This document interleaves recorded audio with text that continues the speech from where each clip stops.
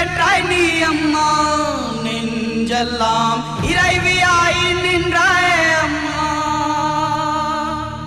உன்னை கண்டால் காலனுக்கே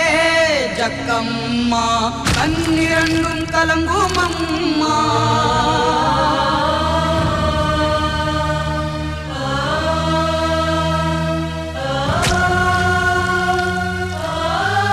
நான் அனுபவிக்கிற இந்த மரண வலியை நினைச்சு வேதனைப்படல